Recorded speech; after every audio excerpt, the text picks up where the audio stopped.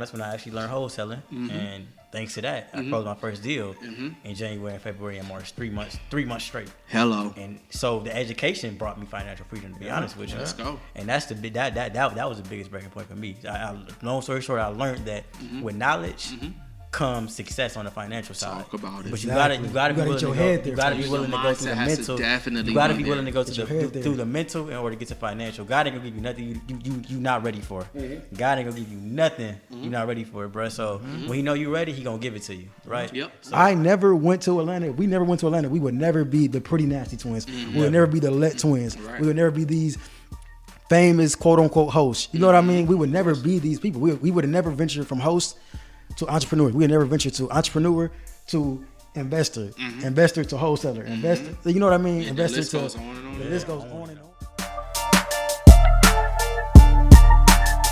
Hello world, this is Gaylon Hughes Jr. from Talk That Talk podcast. I am your credit expert, better known as your president of 3E Management Solutions. And today we have episode 1 of Talk That Talk. I repeat, today is the first episode of Talk That Talk podcast, where we bring financial literacy, career development, and self-development into your everyday life and give you the gems that you need. Now today, I have 2 of my brothers, 2 of Toledo's finest. When it comes to fashion, they have it on lock. When it comes to real estate, from wholesaling to any field of real estate, it's on lock. And last but not least, when it comes to this actual styling, they definitely have it on smash. And no further ado, I think we got a great introduction today. I would like to welcome Chris and Christian Lett. Gentlemen, how we doing today, fam? Doing pretty good, man. Good. Blessed to be here. Yes, First sir. episode. Yes, sir. You can't beat it, man. Oh my God. No, listen. So getting the podcast ready, my biggest thing was we have to start off with people who making a real imprint in their fields, let alone Toledo itself. For sure. And I feel like what y'all both are doing is something that can't be matched right now at the age that we're at and what you're doing. It's phenomenal. So first I wanted to say, as young kings, Appreciate that. I look up to y'all. Age difference is not a thing. I appreciate everything that y'all doing at our age group. Yes, sir. So let's get this started. My first question for you both. We both know that you guys are 2 of the biggest hosts. I don't even like saying hosts anymore. Do y'all like hosts? I don't feel like y'all don't like that for the most part. I faded away from it a little bit, but I still got love. No. Talk it, man. No. This is Talk That Talk for that reason. You're not a host, correct? I'm a host. Okay. That's how I got started. I'll forever be that. But okay. we venturing off to a bigger thing, which is ultimately event planning. Okay. And that's a bigger scale, that's a bigger bag, and that's what we headed to right now. Most definitely. But hosting will always keep me humble. Yeah. I will forever talk my talk, just as much as he will. Yeah. How about you? How you feel about that? Man, host, event planner, look, as long as it make me a bag and the people love it, you know what I'm saying? Right. Hey, they can call me anything. Right. As long as the bag is there. As long as the bag's there, and first off, of course, the vibe. As long as the vibe's there, man, Yes, I'm grateful. Yes, sir. That's what I like to hear. Yes, sir. So the first, with hosting being the topic of conversation. For sure. I think one of the biggest events that I saw, I was not even there. This when I was living in Cincinnati. Right. Anything. Okay. I think it's possible. First off, the marketing rollout from that, that's the one that was with Paid in Full interpreted into that, right? Or what is that different? Was that so different? Paid in Full was separate. Paid in Full was the Scorpio badge. It was correct? Our B-Day badge. Okay, gotcha. Anything is possible was pretty much this last year's one. Okay. Was pretty much the first year banger. Gotcha. To go into the college semester. It was the spring semester. Or of course, yeah. Okay. The start of. Was it 2020? 2020. Yeah. Okay, I got you. The whole pandemic. Dude, it's making time go by crazy. You don't even know what day it is. Yeah, but that was the start of 2020, and it went great, of course. But shout out to our business partner, Damn Downs, with that. That actually was his concept. His concept, his whole blueprint. That was actually his event. He brought us on board. What I was about to get into. And he brought us on board, actually. Yeah. That's So awesome. we kind of came to the marketing aspect of it. He actually came with the promo video, with the whole marketing scheme, hashtag Pass the Henny, and then I pretty much came into the effect of, in a sense, the numbers guy, how to make money, from the loft pregame to the actual event. And you literally just went right into the segment of what I wanted to go into is when you guys are going into events, how do you first off, what is the creative process, and how do you even come up with a slogan like anything is possible, or paid in full, or those types of things? Man, you kind of just gotta. It's in the sense of a team effort. You kind of gotta let that guy be the person that's holding that part accountable. You gotta have a mode. Yeah, you gotta have you do. Like I gotta know that I can't do everything. I can't do marketing, promotion, and this and that. Being an expert to hire an expert. Yeah. So our expert out of Don's, myself, and Christian for marketing is always Christian. So we know we trust in him as far as marketing, as far as who to plug in, as far as the recording, the whole nine. He's in charge of that aspect. I gotcha. And that's how we kind of get that part. Bro, that's dope. Yeah. I think I would say the thing is, man, I think what y'all do a good job of, and we'll get into it later. Yeah. I think y'all do a hell of a job of setting up the momentum to whatever that y'all put y'all mind to. Yeah. And I think that's so key, because people can instantly put a Facebook post up, an Instagram post up. And you don't take into consideration how much people engage into storytelling. And I'm sure y'all know this with marketing and everything. You want to set up the momentum to go, okay, this is about to give you a little spring drop, so I'm gonna give you a little gems, and then I'm gonna come with the big bang, and now you got anything is possible, or paid in full, whatever the case may be. And it says pre-production. Correct. Exactly. And that's always been a big thing for us, I would say. You definitely set us apart from the rest. Of course. And if you have to have a blind eye not to notice that, for the most part, you guys are doing phenomenal. So I'm going to be getting into all over the place, like I told you guys in pre-production. My next question, or topic, I should say, Central Catholic. Now, we all three graduated from there. Yes, sir. Yeah. One of the best times in my life, for sure. Yeah. And definitely a learning experience, too. Yes, so I asked, I think the biggest thing that people, especially black entrepreneurs and just black men in general, and black women as well, we're normally raised in an inner city neighborhood. Right. But when we go from that inner city neighborhood, we go into this different world. Yeah, that's a fact. So when you go to that different world, like Jay-Z say, I can move in a room full of vultures. But you're able to go back home to go, okay, now I can flip that switch off, and now I can be myself. That's a fact. And I don't know if say myself is the correct term, but you get the gist of it. Tell me how both of those worlds has migrated into not only your business life, but just daily life in general. As far as school, as high school, literally anything. So anything from Central Catholic, how has blending in both of those worlds brought you put into your daily life? Man, an example that I feel like the whole audience can kind of agree to, as far as Central, for myself, having to mold into, or kind of in a sense blend in the sense, or get used to. We all can, I think, agree to that part. Of course. It reminds me of Power, the show Power with Ghost. 100%. Having to move into the world that he wasn't used to, or having to become a clean man, a clean cut man, and get adapted to the sensitive nature that he's now in. Yep. Same thing with Central Catholic. You feel me? You got two young boys that grew up with nothing. Now you're dealing with in a sense people, kids, that had a higher living. That came from a comfortable family with a father, both mother. Exactly. You feel me? Good, comfortable. So it took some adapting, but one thing I learned is communication. You know what I'm saying? Communication, building rapport, building relationships. And how people, important relationships are. Can take you so far, I tell my little brother all the time, relationships is the money. Money is going to come. Oh yeah, definitely. You don't need to chase the money, because when you get in the right position, and if you stay ready, you don't have to get ready, your time will come. Just be patient. In my opinion, I feel like the state that we all grew up in, like going from Central and moving forward, it's like all you're gaining at that moment is power. It's like you're trying to build a name, but you're trying to build a comfortable name. You're trying to build a respectable name, right? And it's gonna be something that people forever remember you as. 100%. You know what I mean? So it's gonna be good or bad. Yeah, exactly. And I agree. That's how I looked at it. That's awesome. And speaking on it, I didn't even have this here, but that was something I wanted to bring up, but we didn't even talk about this on pre-production. Yeah. Tell me about family life. Now, are you guys the only two kids in your family? Do you have sisters and brothers? No, like a lot of them. We were the only two. And do you guys have the same? I never even knew this. Do you guys have the same mom and dad? Oh, okay. I didn't know that. Yeah, I literally did not know that. I swear to God, I didn't. So that's why I forgot to ask you that. So we grew up in the same household. That sounded so stereotypical, but no, bro. I'm really meant to. I'm so sorry, bro. Like, you good, man. We grew up in the same household. our grandparents raised us. Okay.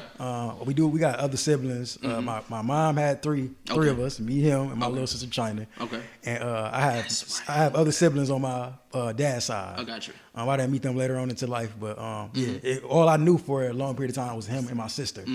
And it shows with the relationship that y'all got. Y'all look like y'all inseparable. I mean, I know you got your lady and whatever the case may be, but y'all look like y'all a couple. Like y'all never leave each other, bro. For sure. Anything that's going on with y'all is somebody. I'm bringing my brother with me, so that's dope. That's dope.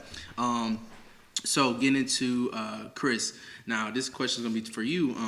LETT Blueprint Investments. I said that correctly, yeah, correct? You did. Yeah.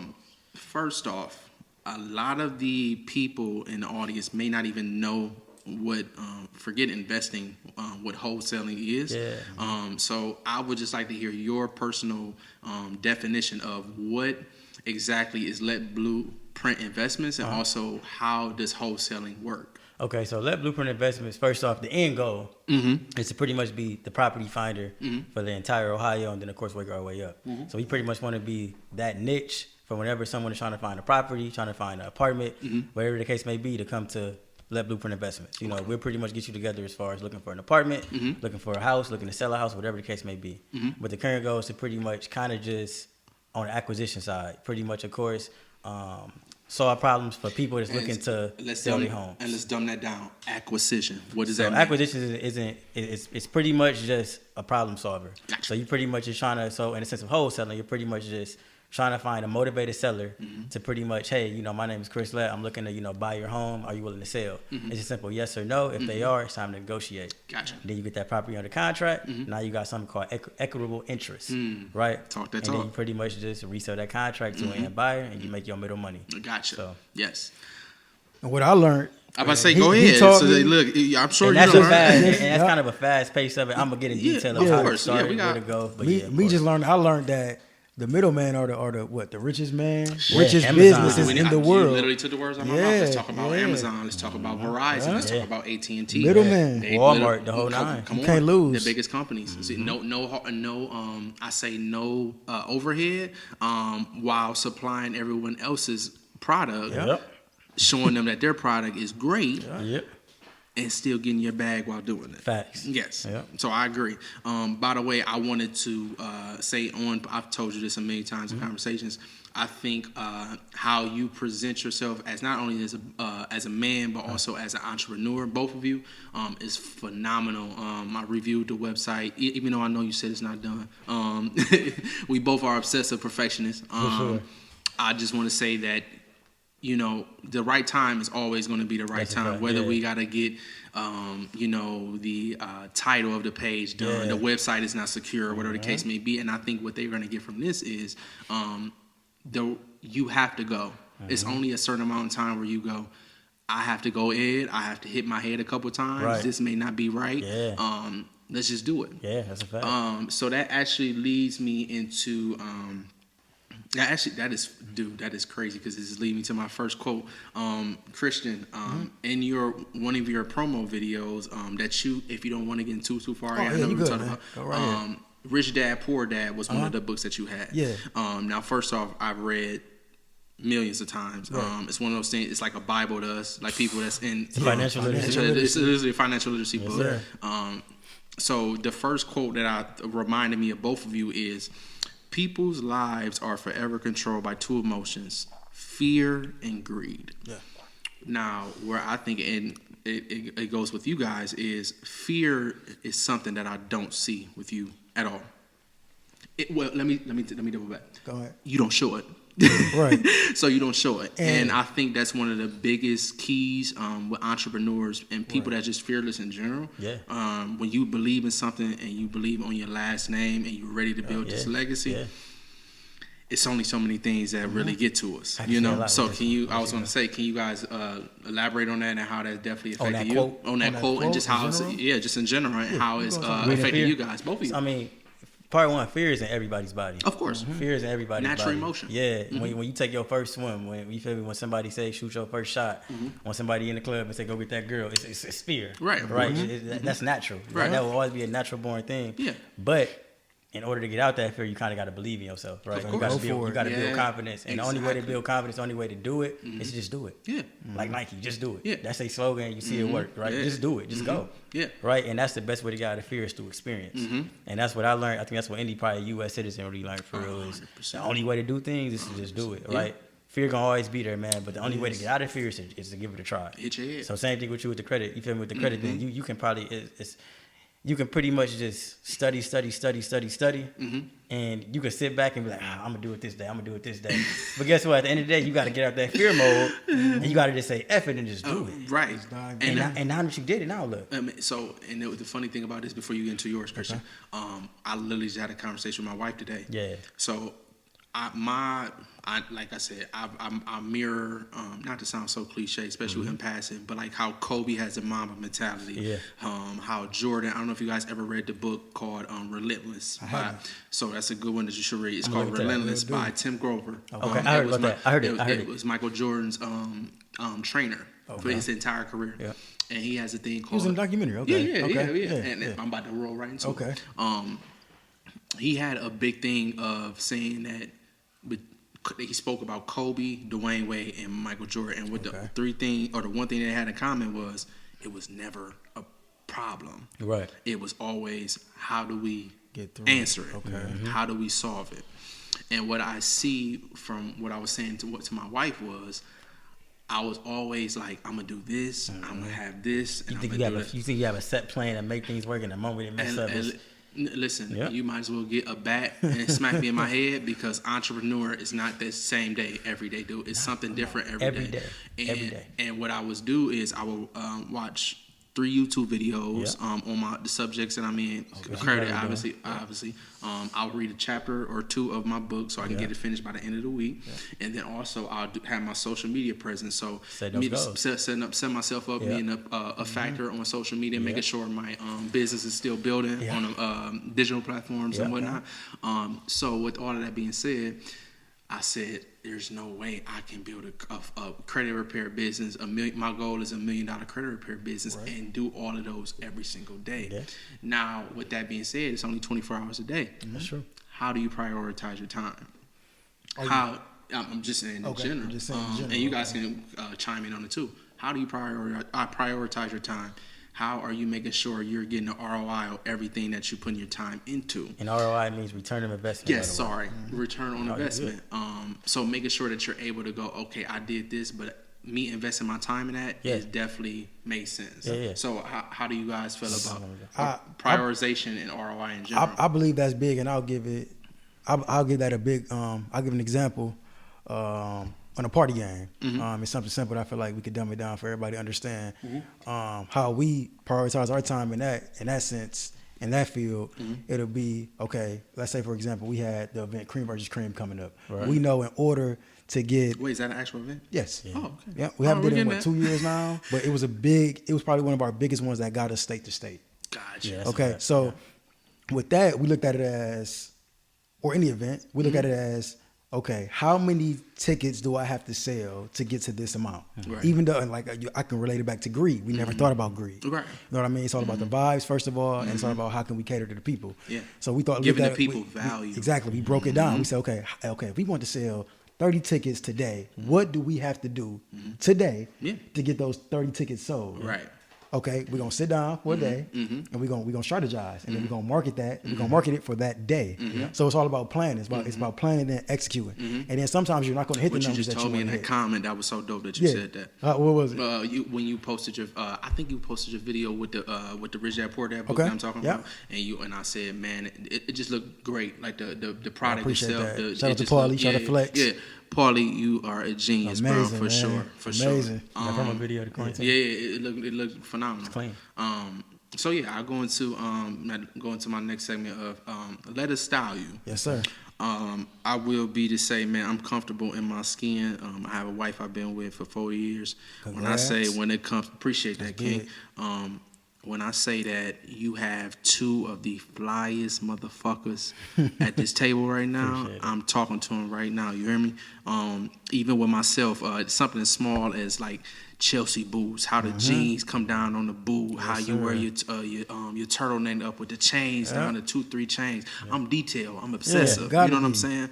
I think it's huge that y'all even we as I'll say as black people in general, we naturally have it. We naturally have that sauce, that swagger to that confidence where we can have on $5 pair of Walmart jeans, but we know if we got some Jordans to go with it, we gonna make it work. Yes, sir. So my first question to you guys is, as far as the clients that you've worked with, how does that process go of obtaining them, getting them to become a client, and also how do you maintain a client base to where you can keep scaling that type of business? It's tough. I would say that. Styling was I started it. It was one of the first businesses we started because we knew it was going to be so hard to get off the ground. And it's still nowhere near where we wanted to be.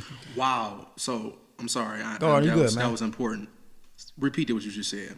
It's something else. We started so young off the strength that we knew it was going to take. It's going to be a process to get it where we wanted to actually be. Now, the reason why I say repeat that is most people want the bag quick. They want the bag quick. And that's true. People do. And the fact that y'all are started off at what age you said? Around what, 17, 18 you said? With the Let It Style You, it was, I know it was January. Yeah, it was 2017. No, it was 2018. 2018, I apologize. Okay, yeah. But the fact that y'all started so young and go, okay, this is going to be one of the hardest business to start off. But again, that goes to that quote that I said from Richard Poorbat, no fear. But go ahead, continue. So, what was it again? I apologize. No, you're right. Basically, the clients that you worked with, how you guys were able to even try or scale your business, and how did you maintain your client base? We maintained it off of just, first off, we pushed ourselves before we could push any client, and we pushed our style. And we learned, and that's why I'm happy we started so early. We learned that we can't cater to every client how we would cater to ourselves. I can't dress every client how I would dress myself. Having that self-awareness to go, my style might not be theirs. You know what I mean? I might wear my jeans tight or super skinny, but they might like their jeans just skinny. And it's a difference. People don't understand that. You know what I mean? They might not like Chelsea. They might like, who knows? You know what I mean? They might like mocking it. Yeah, they might want to put a pair of sneakers on with a suit at a wedding. You know what I mean? You learn. And like I said, I'm happy we started so young because I missed out on opportunities. Right. You know what I mean? Thank God. The thing that got us started with the styling and Let It Style You in general was Fashion Week Cleveland, I would say, which was in 2015. Which I want to get to Black Fashion Week. Yes. We had to elevate the game. But it was all about progress with us. I apologize. And the wine getting to me. God, we just get started. It had to get us elevated, and due to that, we just continued to trust in ourselves, trust in the process, and we tried to build a clientele base as quickly and as efficiently as we possibly could. And I thank God for a client and friend like Robert Easter Jr. Oh, you know what I mean? Yes, shouts out to my guy E Bunny. Yeah, which probably was like a big foundation. Listen, E Bunny, you know what you hear me right now. Yeah. Come on, man. I'm waiting on you, man. Yeah. You know, I had a conversation with E Bunny. E Bunny gonna come. That's a friend, man. That's a good episode. Yeah, he was a foundation to what we really built. I don't even know if he knew that or if he didn't. You know what I mean? But he meant so much. Once we brought him into the college effect, and once we brought him around the college crowd, and they like, damn, who's these twins? You know, he around this person. And then what people know is like, clearly what people see is like, you know, his audience as well. Yeah. You know what I'm saying? He brings around big name boxers, Vontae Davis, you know, Rashad, the whole nine. Yeah, you know what I'm saying? So when they come to our events along with him, they like, who's these twins? You know what I'm saying? So little do he elevated us to a point where we never expected. Yeah. And that's why we always give kudos to Bundy, man. So Robert, we appreciate you, brother. And we're gonna be doing a lot of business together in the future. Of course. Yeah. And I think one thing that I think was not emphasized on that you guys just explained was being able to leverage a different audience to bring it to your audience. Yeah, that was a good point. That was a good one. It was different. You listening? Come on, listen. What the wine to me? But when I get the wine in me, that usually means I'm very comfortable. I'm in my skin, and I'm able to go. I'm talking to my bros. You know? So with that being said, I think you answered this question. Is styling as difficult as people make it seem? I told him earlier, man. It is like, in my opinion, it's a lot tougher than what people believe. Repeat that. I think it's a lot tougher than what people. Oh no, I agree. See it as you know. From the outside looking. Yeah, in, like we cleaned the closet. It's plenty of closets we clean, and you look at a project, you look at it like, okay, this might be 2-hour project. Oh, so you guys actually go into like closets and clean them out and like we professionally clean, E-Bunny closet. Like wow, okay. And some closets we enter. So let me just go ahead and I'm gonna just be that guy. Yeah. Is the LETT twins the cause of the drip that E-Bunny has currently? No. He got his own style. We clean them up though. You know what I'm saying? We give him tips. Yeah, we give him tips, but his closet is so. It's so wide. Yeah, like I mean, he can do it Balenciaga. But I will say, of course. He sees visions that we. I mean, we see visions that he never expect to see. He's like, oh, yeah, I'm rocking that, good looking, and he weird. He already weird. So it's a lot of drip in there in his closet, that he may not never thought to piece together. Correct. That him having an eye or me having an eye, we can make happen. Of course. And you got to think about it. I think one of the biggest things, because I stay up tuned to clothing or whatnot. I've always been obsessed with it, of course. Yeah. But like how you can go from Balenciagas, how you could go to Hermes, and how you can go to, all right, I just want to throw this sweatsuit on, but I got the J's and match it, and then my chain will come out just underneath the zipper to go. I know that's gonna be fire. Yes, sir. But just having that different versatility, I feel like that's what stylists are for. Is that not correct? Yeah, it is. Okay. Absolutely right. Yes, sir. Yeah. Okay. Cool. And we real big on simple sales. If you need a stylist, if you need a one-time occasion stylist, whatever you're looking for, we can style. We would style a wedding for like here. That's hard. We just know simple sales. We ain't got to do the extra. The budget is affordable, and we gonna get the job done. Of course. And then we'll go to a reception and host it. Hello. In case you didn't know, that was one of them bites where you go, I'm gonna talk that talk and I'm gonna talk my shit while I'm doing it. Correct. So getting into my next segment, paid in full. Man, that's my favorite event. Before I even get into the event, how monumental that movie was to my life in general. Of course. I speak from personal experience. I'm sure you guys can too.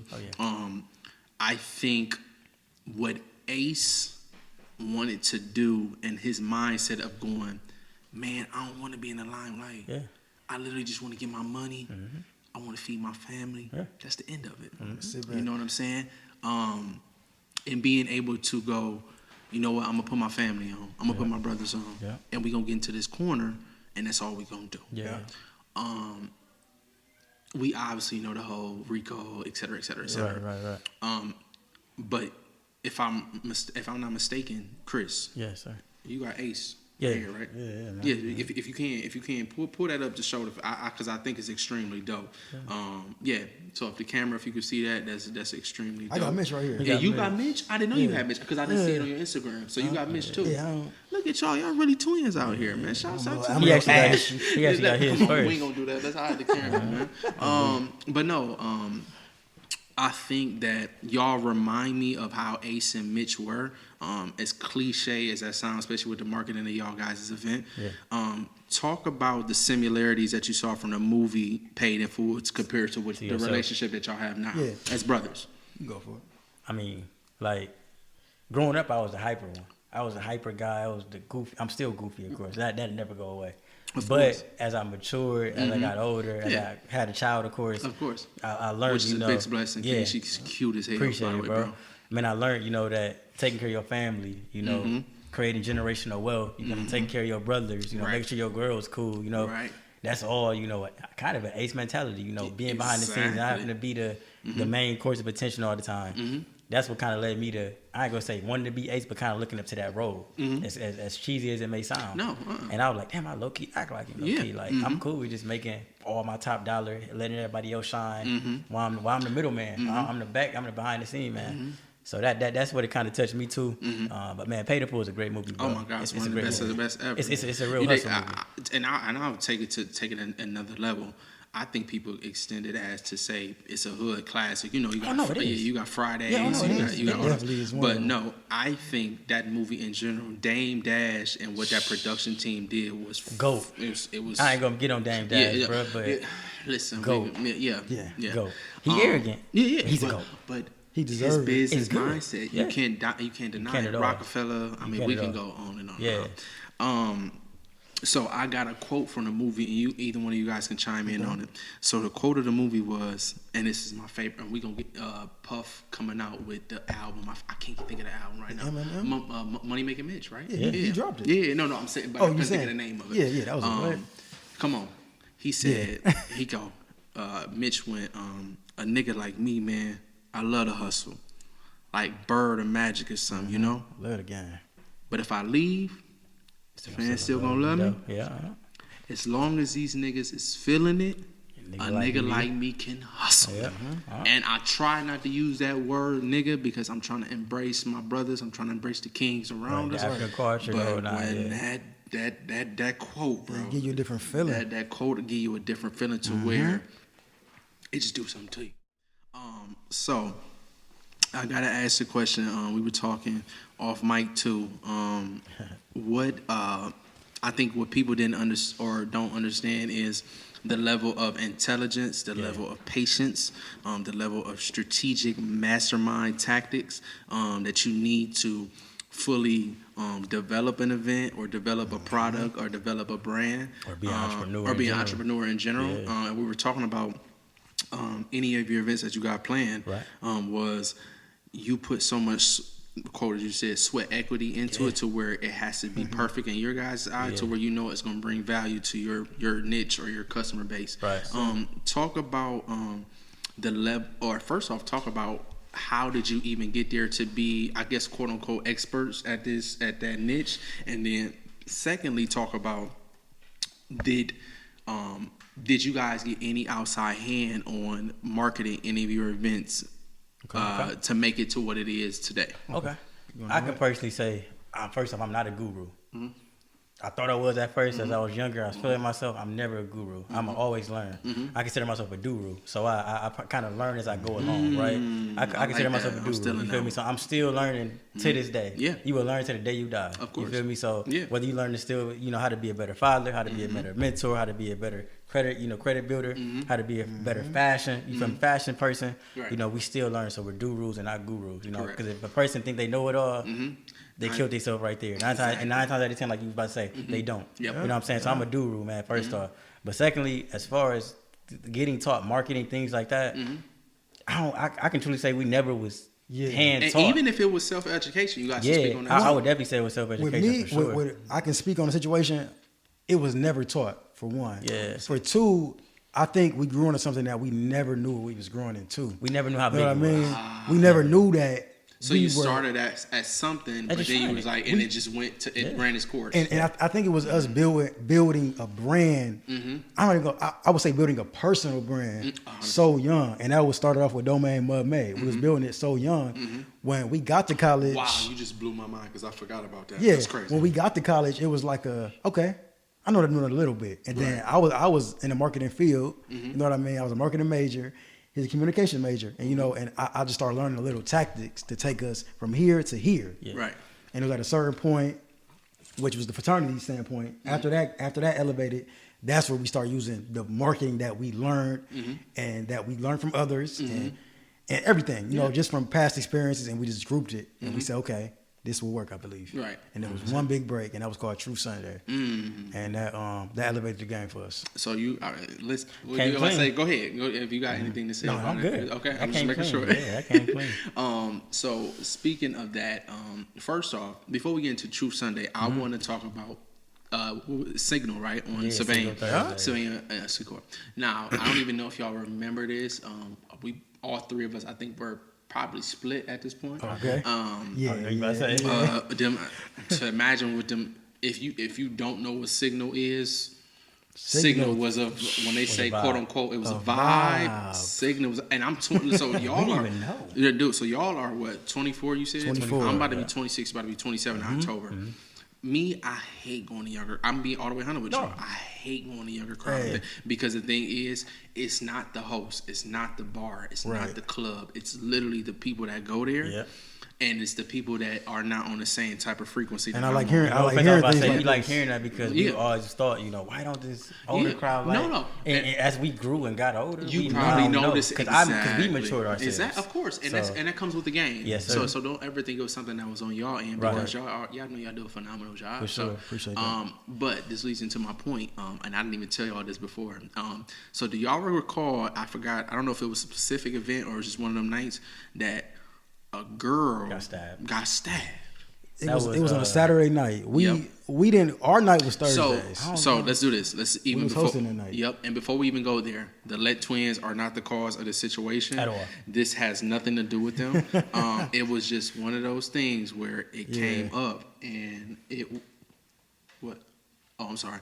It came up to where it was just one of them events where I'm like, yo, this happened. Mm-hmm. And I think why this is going to be great for you guys to explain, because it goes to go, everything is not perfect. Yeah. Our events are not perfect. Nothing. It's nothing that's always going to be perfect. We're gonna get on that. Yeah. So I would like to say, first off, that wasn't even our worst trial. Really? No. That's what I was going to ask. So we actually, no offense, for real, and I know you was there, and I remember you because I was split. No, I was split. I remember that. And before you go on, so I wanted to say, bro, so the girl is right here. Yep. As the event, or as it's going down. It was big Saturday. Outside. You talking about outside? Yes. Was that even our event? I don't know. I don't know. That was our event. DB was there. Yeah, exactly. Because DB had texted me that. So I'm in the line, bro, and I told my wife, like, I'm gonna just go to this last. I was bar hopping by myself. You do it. Man, husband need a little night off. Yeah. So I did that, and I'm in line, and I see like the girl in front of me, and the girl literally is talking to somebody. I don't know who she's talking to. And I just see somebody come out of nowhere with this knife. It's probably about this big. And I'm like... She got some time. So, the girl, whoever got... that's what we get into. But, like, as I did that, though, I seen that knife, and I just hit a swivel. And, dog, I just see...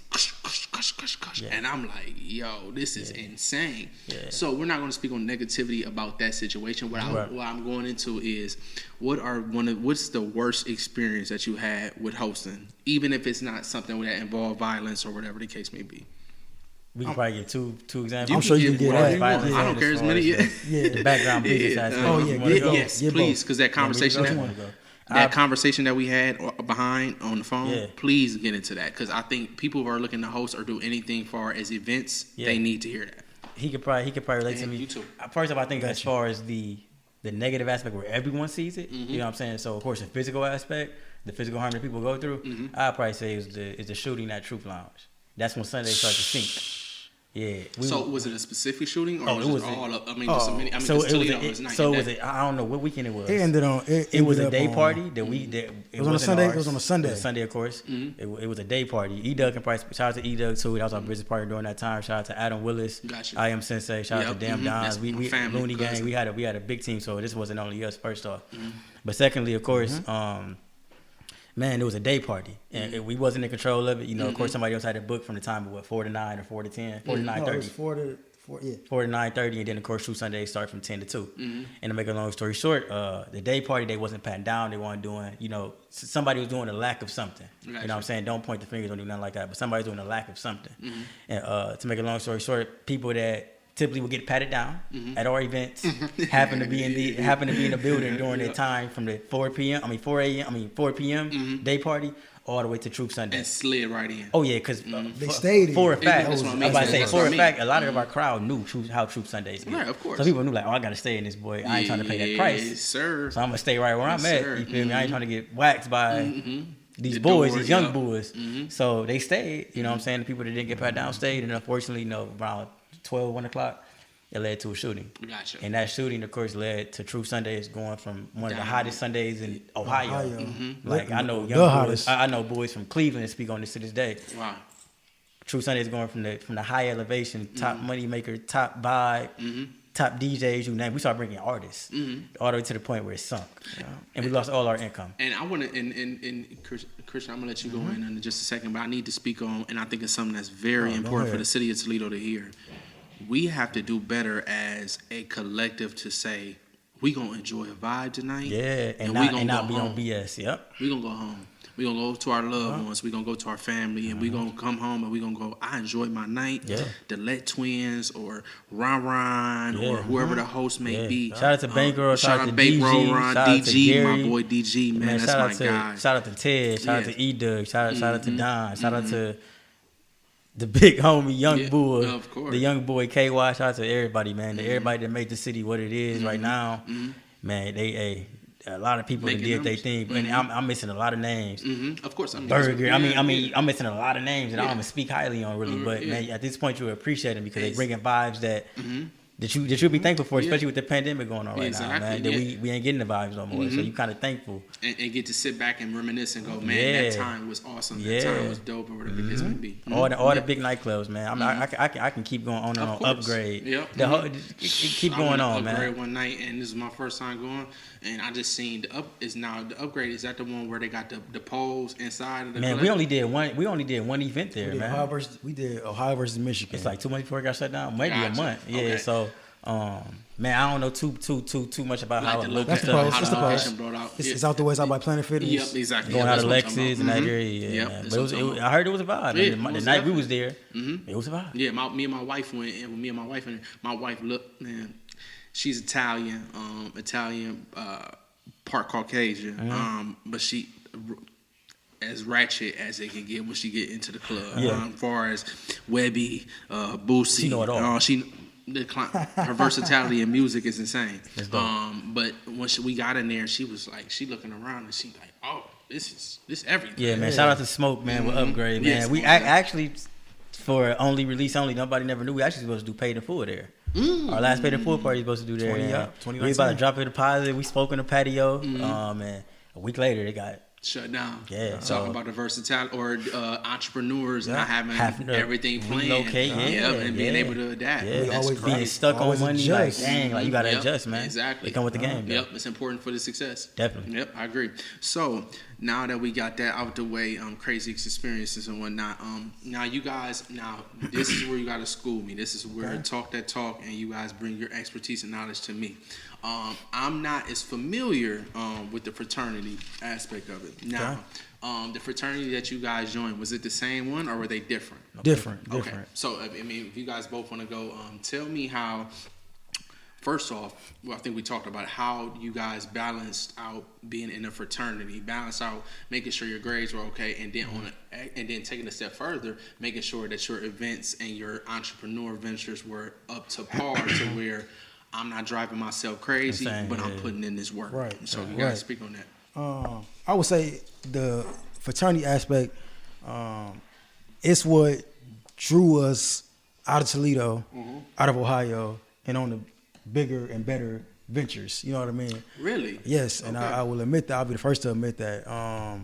Going from just a basic college student, sophomore in college, 20 years old, you know what I mean? And being met with adversities of that caliber, you standing up like, wow, I'm here. So when we got into the fraternity, that's when we was like, I joined Omega Psi Phi Fraternity Incorporated, and he joined Kappa Alpha Psi Fraternity Incorporated, and we felt like at that peak, at that level, that was the best opportunity we would have at that moment, the best opportunity we would have to elevate ourselves to another tier. I appreciate that. And we fully took it. We fully took advantage of it. You know, when we said, you know what, right now is the time to push. Yeah. And thank God we got that's when we actually got the opportunity that summer. It was the summer of 2017. We got the opportunity to present Truth Sundays. Wow. And it started. It started off. So important. I was working at Villa. And Tez came in my job and he kept saying, "Hey, I got this opportunity. Shouts out to Tez, man. Yeah. I don't even think he know that I know him, but shouts out to Tez. He said, yo, I got this opportunity for y'all, to have a night at this club. And I'm like, well, what night you talking? And he like a Sunday, and I'm like, we good. I'm comfortable with my 9-to-5 job. Full circle. Yeah, and I was comfortable. I was comfortable with my 9-to-5 job. I was comfortable being a college student, and I was complacent. And I think that man, and he don't even know. He don't even understand how much I thank him. He came to me 3 times on 3 different occasions. Came to my job personally. To ask took time out of his day to come to me and say, come on, man, I know this could work. I'm like, a Sunday? Yeah, right. Like, give me a Friday. Give me a Saturday. And he gonna build a car, whether you like it or not. So the opportunity presented itself, and then that's when he came and said, you know what, we're gonna bring. I actually got to put E-Dub on board. So at that time, we were splitting all three groups. You know what I mean? We were splitting a certain percentage, and we went from tables in the middle of a dance floor. 4 people at a bar, 6 people in the club. 6 people total.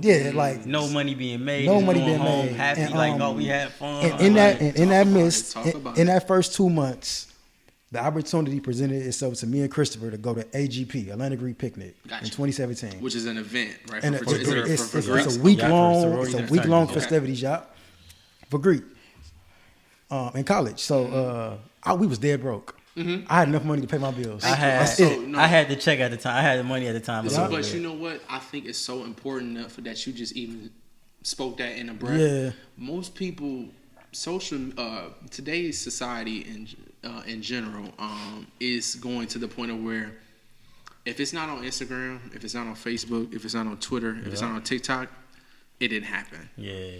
And what I think we have to do a better job of, especially entrepreneurs and people in our lanes, just be fully transparent. Yeah. You broke, say that. You don't know. You don't have to fake it. But not only that, you don't understand how much that helps another person that's literally in the same boat as you. It makes you get through it. People want to be the line. People want to be that man, that woman, that mogul.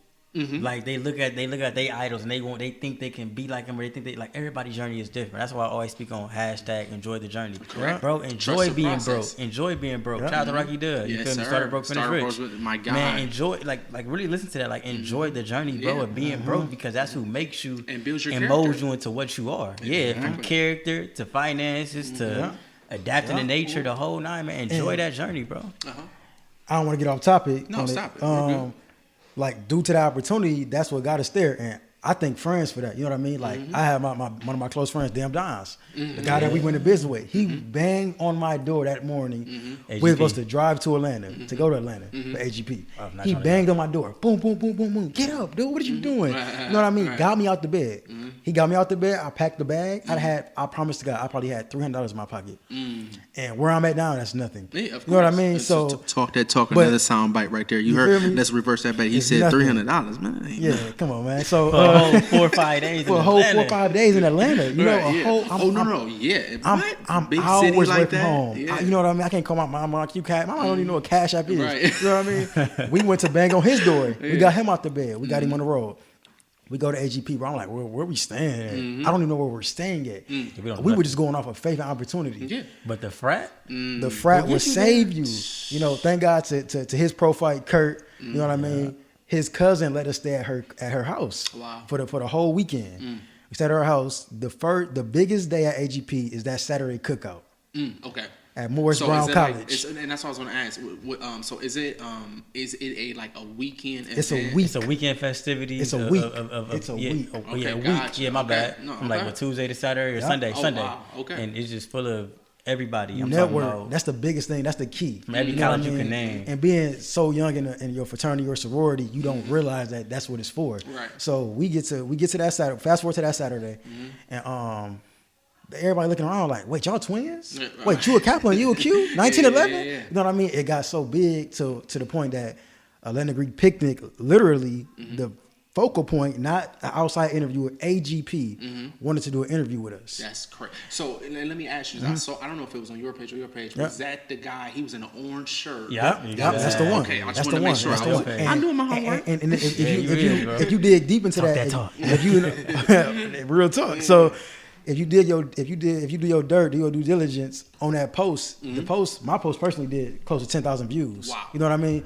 So that off of my personal page, AGP did about 500,000. So it just showed me like, wow, this is networking, bro. My Instagram went from about 1,800 followers to about 3,500 in 1 week. That's well, I probably literally. That's insanity. So it was like, wait. This is networking. Yeah. This is hitting the road. You know what I mean? And this is the power of trusting in the process. This is the power. It's like everything came to, like, it made sense at that moment. Of course. You know what I mean? Mm-hmm. I went on a limb, and anybody, I can speak for anybody on this. Mm-hmm. You got to trust in yourself. You got to trust in the process. If I never went to Atlanta, if we never went to Atlanta, we would never be the Pretty Nasty Twins. Mm-hmm. We would never be the LETT Twins. Right. We would never be these famous quote unquote hosts. You know what I mean? We would never be these people. We would have never ventured from host to entrepreneur. We would never venture to entrepreneur to investor, investor to wholesaler, investor. You know what I mean? Investor the list goes on and on. The list goes on and on. You know what I mean? And you got to wake up every morning. You got to thank God. And you got to put that energy into the air. You know what I mean? You got to be fearless. You know what I mean? And, if you can do that, man, you got the pieces to the puzzle. Yeah, exactly. You know? If you want, if you want to chime in on that, Chris. He said everything. Okay, I got you. So. Dude, I'm telling you, I don't know what's going on with you. I don't know if you're looking at my paper, but literally every point that I'm about to mention, soon as he goes into it's the connection. It's the connection. It's the same. That's that frequency talking. Yes, sir. So going into a second quote that I read from there, that reminded me of you guys as well. Yeah. Rich people. I'm sorry, guys. This is from Rich Dad Poor Dad. Rich Dad Poor Dad. I apologize. It says, the quote says, "Rich people acquire assets. The poor and middle class acquire liabilities that they think are assets." I think what I learned in my 26 years of living is both of my parents are entrepreneurs. Both. You know, I never knew that. What? That my parents are entrepreneurs? Yeah, I never knew that. So, I never knew that either. Yeah. So they I think my family, man, we do. Besides my sister, I love you, Kaylin. You know I love you. She chose a good field, though. Right, but no, I think what I'm speaking on is I think we all just have a laid back personality with us, to where we don't need to be in the limelight. We don't have to be the ones that's like out there to go. Look As you mature, you realize you don't even need it. Correct. Really. When you go through certain obstacles and certain life experiences, you go, okay, is my emotional stability and my sanity worth to go? I need to be the center of attention. You know what I'm saying? And I think I for sure thank my mom and my father to be able to even instill that into all her children and anybody around her. That's a blessing. Yeah, because y'all carry yourselves well, man. We appreciate that. No, for sure. I appreciate that. So with that being said, I've learned that the obvious is, yes, rich people acquire assets, but the process behind it. Anybody can post a quote or a slogan or a meme from Robert Kiyosaki's page, Gary Vaynerchuk's page, Grant Cardone's page, but to actually live that life, you don't understand it. No, until you don't understand it. No, you don't understand it at all. Yeah. So what I wanted to say is not only not the cliche, what does the quote mean to you, but I really wanted to tap into how has obtaining assets, because your brand, your investments, the knowledge that you have in your head, those are all assets, because nobody can take those away from you except yourself. So speak on how that quote has not only incorporated into your life, but also how has those assets been able to change not just your life, but your family's life as well? Man, first of all, I would recommend anybody that wants financial freedom, that's looking for financial literacy, you know, because unfortunately the school system don't teach you financial literacy. It doesn't, you know what I'm saying? But to make my point, everybody needs to get Rich Dad Poor Dad. Come on. Because they speak on what asset is, and for people that don't know what an asset is, it's pretty much putting money in your pocket. Correct. And a liability is pretty much taking money out of your pocket. There you go. And like you spoke on the quote, people think a liability is, it's dope. It's not. It's not at all. You know what I'm saying? And liabilities are chains. Liabilities are cars that you can't afford. Liabilities is a mortgage you can't afford. Anything that ain't making you a value is a liability. And for me, I ain't gonna lie, I finished Rich Dad Poor Dad a month and a half ago, and it changed my life. So I'm not gonna sit here and say I know it all. I don't. The power of knowledge, man. I don't. But I would take knowledge over money any day, because knowledge is going to make me money in the end. I can make money in the future. And knowledge gives you longevity. Come on. You know what I mean? Yes, I call it IP, intellectual property. They can take money out your pocket. Somebody can put a gun to your head and go, I need your car. But what they can't take is, they can't never take that knowledge that you earned. My girl just said something the other day. She was like, money is like it's a tangible thing. It's like something you could lose it all and get it back. You can't get knowledge. You can't, if you don't learn something, it's something you can easily go and get. Correct. You know what I mean? But if somebody teaches you something and you don't want to grasp it and take it as for what it is, what did you do? You lost. Well, you lost in the end. of You know it? what I mean? Yeah. But for right now, to speak what you spoke on, my biggest asset right now, I ain't gonna lie, is honestly knowledge. And that's humble to say. That is literally the biggest thing I need you to say and repeat that. Your biggest asset is what? It's knowledge. And the reason I'm saying that is because why I don't have, like I said, I'm a middleman. So I don't own these properties, bro. Right. I'm reselling them. Right. I don't own these rentals. I'm just putting tenants inside and I'm making the middle money. Yep. I have something called middle equity. I have something called equity of the property. You know what I'm saying? So equitable interest, excuse me. So man, assets is a major thing though, bro. It is, because that's what's gonna create what you said, generational wealth. And like Dame Dash said, man, hustle for your last name, not your first. Like I really want to make money where my grandkids can eat off of me. Come on. You know what I'm saying? And not my kid, but my than that. grandkids. You know what I'm saying? That's what an asset is, bro. So when people start realizing that assets is much bigger than a liability, bro, you'll win. And I think it's and Christian, you, if you want to, you can chime in if you don't want. But I think what's amazing is the irony in what y'all do, or what y'all did do, is fashion. Everybody goes into, I need the hottest outfit. I need the best sneakers, or whatever the case may be. But the fact that y'all can balance the two out and go, yo, I know I don't need them clothes. You know what I'm saying? I need to go make sure that rent payment is done. Talk to me. I need to make sure that that book is on my bookshelf. Talk to me. You know what I'm saying? Yeah. So I think, I mean, it's not. I think the pie, the pudding is in the pie. I think that's the saying, whatever the case may be. But y'all are doing such a phenomenal job of going, let me set up my foundation. Other stuff will come in due time. You know, because it was at the point where we was buying chains. And I think and I'm glad y'all just said that, because we need, as people, we need to anybody, like, but I'm just saying, just in general, we need to be able to go, I fucked up. I fucked up. And it builds character. Realizing you messed up is the best part. It's experience. Learning, going through experience is the best character builder, exactly. Ever. And I would say, don't beat yourself up about it. Like me and this man, bro, I didn't saw us make tons of money and blow it. And if we would have kept that money, we would have had 100 more assets. 200 more assets than what we have today. You know what I mean? But it's all about learning. It's all about progression. Without that, we wouldn't be where we're at today. You know what I mean? And I learned, like, to wrap around the fashion. I learned that I can shop on a budget. Thrift shopping is my best friend. I go every Wednesday if I had the opportunity to. And listen, and I don't know why this just popped up in my head, but the video that you had on your Instagram when you went through like 8 outfits. I thought that was the hardest shit in the world. That shit was hard. I didn't even see it coming myself. It's about to get a lot bigger. So when you did that, was that just something on the strength? Like you just like, I'm gonna do it. It was. Like I'm all about content. You know what I mean? Like I'm not all about, because content, anybody can post something and act like I'm this guy. You know what I mean? I want it to be so organic that you have to feel me. You don't have a choice in a sense. You know what I mean? And that's what I'm all about. So I had to, during the quarantine, I had to rebrand myself, and I had to refocus and say, what is me? I can't be Christopher. I can't flip a house and think that's my calling for life. It's not. And I'll be sitting here lying to myself if I said it was. Do I enjoy investing? Hell yeah, I enjoy investing.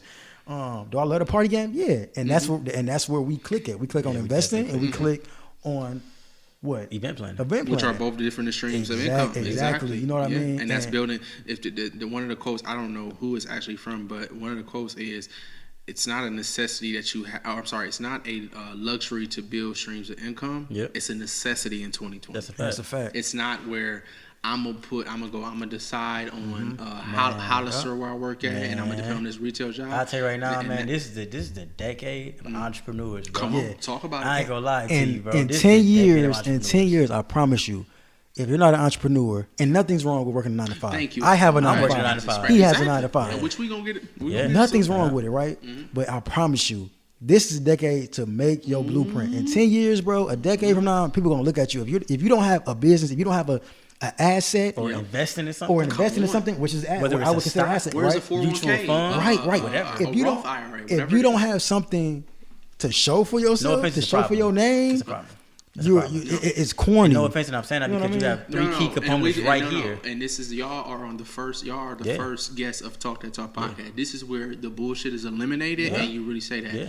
I will say, if you don't have any type of investment outside of what you put your sweat equity into 8 or 9 hours a day, yes, sir, you are playing yourself. Yes, sir. 100%. That's a fact. You're playing yourself. That's a fact. Yeah. Talk to me. Yeah, because the thing is, we have so many resources. I always say YouTube Academy and iBooks High School. That is literally how I learned everything that I know. Talk to me. So the thing is, if you're able to pick up a phone and post the new dress that you got that you about to go out and go get that guy, why can't you put the same 15 seconds to a minute in and go, what was that book that Christian or Chris Lett recommended to me in Talk That Talk podcast? Yeah. So, yeah. Man, what's the quote they said, man? If you want to hide something from black man, you put it in the book. This is where I have to express the word nigga because this is serious. You, if you want to hide knowledge from a black person or a nigga, put it in a book. Yes, sir. And I'm gonna lie, I'm actually a victim of that. And it's okay. Like, it's okay because I was in school and people look at people that's in college as they smart, they know it all. Like, bro, I didn't go to college to just learn to get out. Like, I'll actually learn more through other people. So, going into fashion, Chris, you come in with Christian, I think it'd be more pertaining to you, or both of y'all. I think, far as when we talk about the city, again, that quote is saying, or that saying of saying, you would have to have a blind eye not to notice a Rocky does started folk broke, finished rich. You'll be blind to say Daryl Brown with Midwest Kids and the Daryl Brown collection. Or Gotti with Mud. Gotti with Mud May. You know, and these people who are really and I want to give a special shout out, which I hate him for this. Yeah. But not hate him, but I see the talent that and he's Jason, what's his last name? Come on. He's talking about from Rossi. Come on. Right, come on. Yeah. Jason, again, I never met him personally, but I see the type of products that he comes out with. We had him on a fashion panel with Let It Style You, man, dropping gems. That's literally what I'm getting to now. Yeah, that's probably the one that was really dropping gems. I think his taste quality is not even to be messed with. No. So I guess I'll say, outside of Toledo, what were some inspirations that you guys had with fashion in general? With fashion. Even if you guys didn't take from I'm gonna let him take over. You said outside of Toledo? Outside or inside? So my professor, freshman orientation teacher, freshman in college, just a 2-3 credit class. I think it was 2 credit class. Like a Microsoft? Or it was literally some computer class. No, it was literally an orientation. Literally credit. So she was like, they used to it was one speaker that came in. And this speaker is pretty much speaking on dressing etiquette.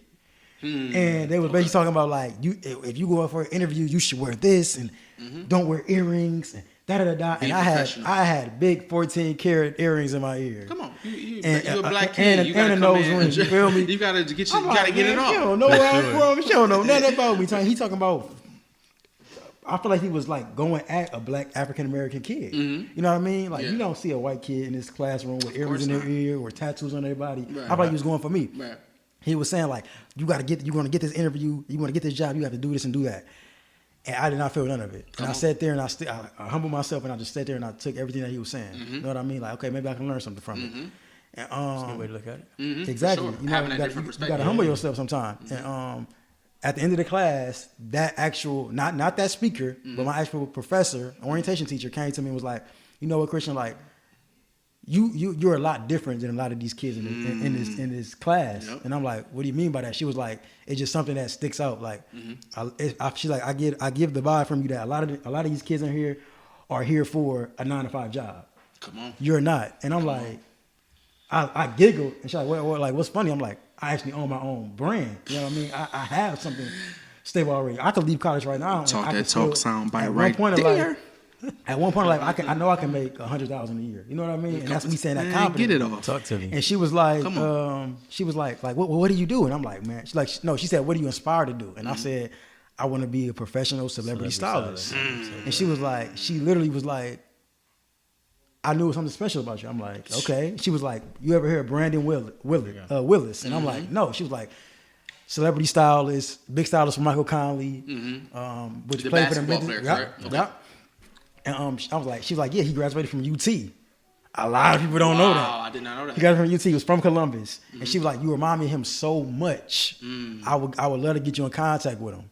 And I don't reach my hand out a couple times. I think he responded to one email. I got one email back from he said what do you exactly need. And what exactly need. And at the time, I was like 19 years old. I'm like, well, I don't know. Opportunity, like, you know what I mean? Fumbling with the bag. And for sure, probably sent the wrong response. Yeah, definitely. Let's get that email back up, man. Definitely. So that showed me at that point. That showed me at that moment, like, I'm capable of this. You know what I mean? Like, styling is obtainable. It's an obtainable field for me. You know what I mean? Even in Ohio market. In Ohio market, like, off of connections. And I always look at it like, okay, like, who's the big names that I have great relationships with that can elevate me and that person? Correct. Because a lot of athletes and a lot of rappers and a lot of influencers don't understand that in order to elevate yourself to that big blue check mark symbol, you need the image. Of course. And we literally would solidify that image for you at Let Us Style. You know what I mean? So there it is. Simple if as that that. wasn't a perfect elevator soundbite pitch to where he can give you that fashion style, I don't know what was. So please, fashion stylists, anybody that's looking to get in the industry, please take notes, because these boys are legends and experts in this field. Man, the slogan is, what are you waiting for? Let us style you. Come on, talk that talk. That's true. 100%. Hello. We've already went into, I think, let me just make sure. I think we already went into, we already went into that. Let's talk about the 9 to 5, the term itself and how it's going into what you guys do every day. I think it's expressed to where people get this facade, this type of image to where the 9 to 5 is so dead. Like, you don't need a 9 to 5 no more. You could just go right into entrepreneurship. And most people do. But people don't take the actual steps. And there's not a right way or one shoe to fit everybody. Everybody's story is different. Correct. But I think the biggest thing is, I think as a general basis and an actual foundation to say, entrepreneurship starts with one of the biggest things is strategic planning to go, I know I got to put this money up, or I know I have to get these things in order before I even get to actually starting the legal process. Talk to me. Not even talking about building a business, the legal process of even getting a business obtained or going up, staying afloat. Yes, sir. So I want to ask you guys, my biggest things was, you already answered the question of you guys still work for a company outside of your entrepreneurial ventures, but extending that question of how has the 9 to 5 taught you to cherish the entrepreneurial ventures that you have? Because I don't feel like that's not expressed enough with people. For me, it can cherish me because part one, my 9 to 5, I'm a property manager for 4 properties in Toledo. And I actually started, when I graduated college, I started up as a leasing consultant. Come on, man. You better talk like you know. And that pretty much taught me, of course, it kind of taught me the real estate game. Come on. Before I even got into real estate. That's actually what made me get into real estate, part one. Gotcha. And what it taught me was leads is important, rapport is important, communication is important, and learning the systemizing a system is important. We were just talking, and that's what a 9 to 5 really should teach everybody. And that a system can teach anybody. And what it is if a boss was to leave, if you, Gaylon Hughes, was to leave 3E right now, could your workers work without you? Correct. And that's something that's called a system. And the system, I don't know if you know this acronym, saving yourself time, energy, money. Yes, sir. You just taught me something. That's a fact. Yeah. So that's what a system really is. And that's what a job, which is a job. Because I used to look at a job, the acronym job, I used to look at it as just over broke. That's what I used to look at job as, just over broke. I know that one. Back then, and I can't think what book I got it from, but I was a young bull. Get the archives and find out. That's a book I need to. I used to look at it like, I don't never gotta work for a man, this and that, and it humbled me fast, because no offense, that's not a fact. It's not a fact. Because job, just over broke, that don't mean just over broke. Because what you should do is with your 9 to 5, you should use it as your first investor. Come on, right? You should use that 9 to 5 to build leverage for your empire, you're 6 to 10. Come on. Right? So that 9 to 5 paycheck, I put it on my IG story today, which is going to be the other day from a week from now, right? Right. But what's going on is you pretty much use that 9 to 5. So say your paycheck is $900. You take 30% of that, right? So you take about $250, $300, whatever the case may be, $150, whatever the math is, right? And you pretty much put that into your personal business. You put that into your 6 to 10. It's considered your empire, your small business now, right? And you pretty much use that to build your brand. So building your brand could be getting a hoodie like what you got on right now. Shout out to 3E. 3E Management Solutions, your credit expert is here. Your favorite credit repair company is here. Hello. That's a fact. So what you do is you use that 30% to leverage your own personal company. Right. Hoodies, marketing, right? Building clientele, whatever the case may be. Building a team, making a payroll, whatever you need. Using that 30% for that particular brand. I mean, for that particular part of your brand, excuse me, right? That's all what a 9 to 5 should do. That way you can get out the rat race, you can work for yourself.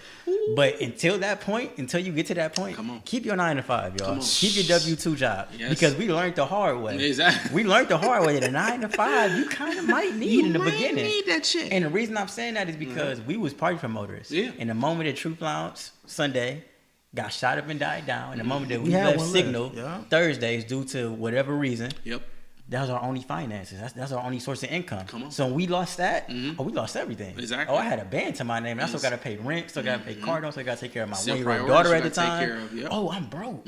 So when I graduated college, I realized, 9 to 5 is made. I don't say it's needed, but at the moment, it's needed. It's definitely it's definitely a stepping stone. It's a stepping stone to go.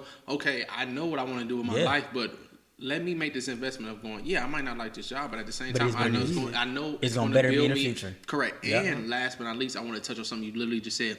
You said that when I think in this perfect timing with COVID and everything that's going on. Yeah. I think, in my opinion, what we're seeing is recession-proof businesses is not eliminating, demolishing. Everything. Yeah. So if you're not in real estate, if you're not in credit, if you're not in a business that's not affected by the economy, you took some type of hit. Oh yeah. So I think what I'll ask, I think you guys already answered the questions about the 9 to 5, but something that came to my head was, now that we see how important recession-proof businesses are, do you think about that a lot, especially with you doing wholesaling, and then even with fashion too, because right now he can't get items. He can't. You feel me? He can't get items from suppliers, all of those things. To roll back on what the question that you asked, like what did life teach you, pretty much, in a sense. It was a quote that came to my mind. It said, "Slow money taught me how to respect the dollar." Come on. Okay. Fast money taught me how to respect the game. Hello. And me being in the entrepreneurship life, and then me going to a 9 to 5, it intertwined the two. You know, it taught me both. I've been a part of both lifestyles. Yeah. You know what I mean? So I literally, it made you cherish it too. I respect both lifestyles. You know what I mean? To make that very simple and sweet. Yeah, most definitely.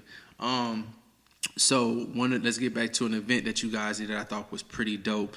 Black Fashion Weekend.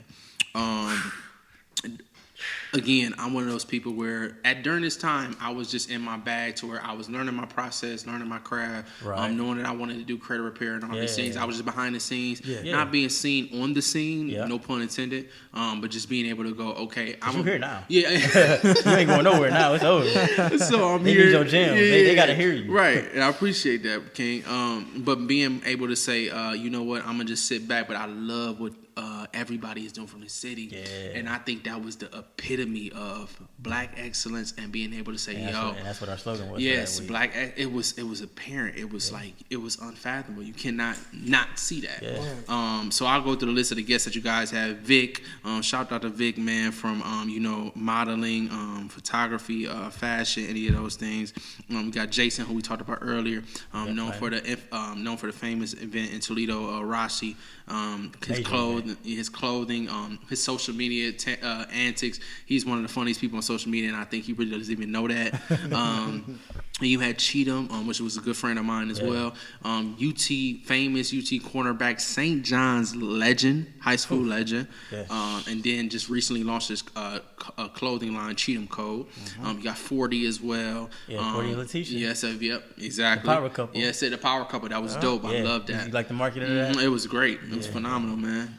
You got Bugatti, of course, Mo's Kids, and then Daryl Brown. Yeah. I think if you go to the jackpot, or if you go to a Wish or a Genie and go, yo, I need the list to go, give me the ultimate Toledo event. This list couldn't get any better. We actually got and we actually got a lot of recognition for that too. Yeah. Man, that was a great list, bro. It was hard to put together though. Yeah, and I want to get into that. We got to make it different every year. Exactly. You know what I'm saying? So, and not to forget Damo Davis, bro. Yes, I'm sorry, Damo Davis. No. You're perfectly fine, bro. Sorry, Damo. Little do he know, man, he's very intelligent, bro. And I don't with think the sneaker game and with the reselling game, his presence, and literally from the 90s and the 80s and like that crowd base. Oh yeah, no offense, he kind of stuck us together. Yeah, and lived several and I think that's important to go. I've lived in several decades ago. I understand. I have that taste on each decade, but I could put it in the combination to go. Exactly. This is it. Yeah. Exactly. Yeah. So I'll say, how did that event change your guys' brand, and how did it expand your portfolio of what you like to present for each event that you guys do? So that weekend, Black Fashion Weekend, we speaking on. We tried to. Yeah, and I'm sorry for the audience, if they don't know. Try to do a little bit of a sneak peek. Okay. So Black Fashion Weekend is an event we created around the market of the University of Toledo. Shout out to BSU. Shout out to BSU for even collaborating with us. It was a hard but fought battle to get that collaboration. We get on that story. And we get on that story is big. Listen, y'all go ahead, chime in a little bit if y'all want to. I would say that story, to make it sweet and short, you got to corner the market. Okay. If you don't know about cornering the market, do your research. Talk to us. But we are. I'm not going. I get to do rules. We gurus when it comes to cornering the market, man. And I will admit that. And I will say that in the most humblest spot possible. But we cornered the market, and we put off one of the best weekends and Black Fashion Weekend that you could ever speak about. And we actually created the name Black Fashion Weekend. Because I was going to be honest with you, but outside of you guys, I heard of Black Weekend or Black Excellence and all those things. So, but that Black Fashion Weekend, it rang a bell. As soon as I read it, before I even seen the guest, I was like, yo, that's hard. Yeah. So we created a weekend around the Black culture, and we wanted to speak on fashion, fashion very, very deeply. And then we wanted to, because it was gravitating from the fashion panel to the fashion show to the after party. Gotcha. And these are all, it was a 3-tier event that we speak on, which was a one-stop shop for you guys because you're already in the hosting, you're already in the fashion, and you're already in the event planning. It was pretty much us showing off all our abilities and talents, God-given talent. So for one portion, we showed off speaking abilities to marketing, to fashion, to communication, to fashion abilities and fashion research and just understanding the game, to going right into the event planning, which was both of our comfort zones to our business partner comfort zones to a T. You know what I mean? And it's all about what you know, because when I tell you we paid nothing for that fashion panel, it's all about who you know. Not a dollar for the fashion panel. Because and I respect them, all of them people, because they gave free gems. They didn't charge the dollar. Free game. And our fee attached to it. I mean, for $0.00. For free 99. There we go. That's exactly what I said. Yeah, free 99. So, and shout out to my LB, Brandon Slewin, the artist from DC. Okay, you know what I mean? He was a big portion of that. Shout out to Will, the sneaker guru. Yes, sir. From Detroit, Michigan. Hello. And shout out to all the panelists from the year before that, because y'all made it what it was today. But that was literally, I would say, the last event that let us style you presented due to the COVID-19. And I can happily say that I was cool with going out with that. You know what I mean? I was cool with going out with that bang, you're saying. Going out with the bang, and not only that, going out with the ability to show off my talents in the field of, we can pull off an event in a week and a half. 100%. You know what I mean? We literally put that up in a week. That is insane. We had no flyer. We had nothing done. Nothing. And not to cut you off, Christian, that speaks to the brand. I tell you this. You gotta go for it, dude. Your brand is so strong. Yeah. Y'all credibility is there to where I can literally drop a fucking Fila, a fucking Skechers shoe today. If I do that collaboration, y'all better put that shoe on because we speaking to it. You know what I'm saying? So that's crazy. There's a lot of big things going on, man, to make that short and simple, man. Yes, sir. And a lot more coming in the store, man. Man, what? Especially got to do a collab with 3E. Man, we already got something in the works. Stop it. Listen, we'll be here for 4 hours if we're talking about that. I got one more. I think was it 2 or 1 more quotes. I got one. Or 2 more quotes. But one of them was from the book called Rich Dad Poor Dad. If you guys didn't understand that or get that, the third quote is, financial struggle is often the result of people working all their lives for someone else. I think you guys have already implemented what you guys are saying about building a legacy, making sure your family's in check or whatever the case may be. I want to flip that though. Okay. For the people who say the 9 to 5 is everything. The 9 to 5 is we can live off that. This is what we can pass our family, or this is something that can be sustainable, and we can live off this our entire life. What do you got? What are you guys' views or opinions on that statement itself? Can you repeat that statement alone one more time?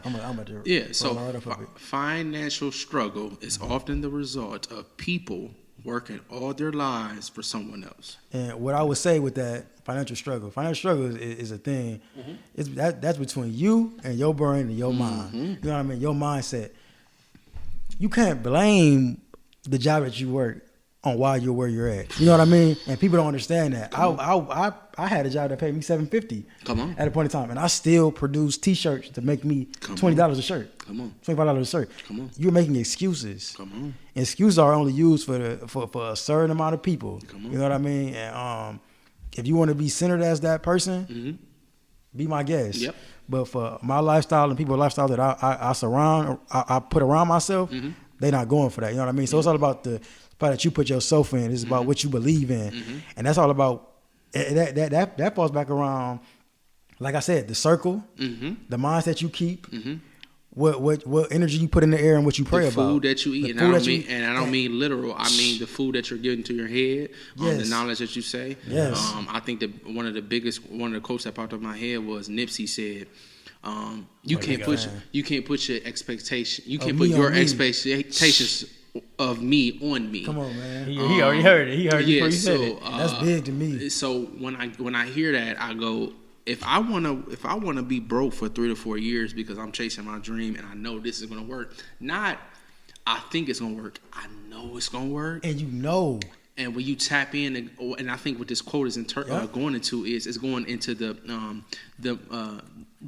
mundane, the simple mindset of going, I can depend on something that's but it's gonna be like this forever. Yeah, COVID shook all of that up. It shook everything.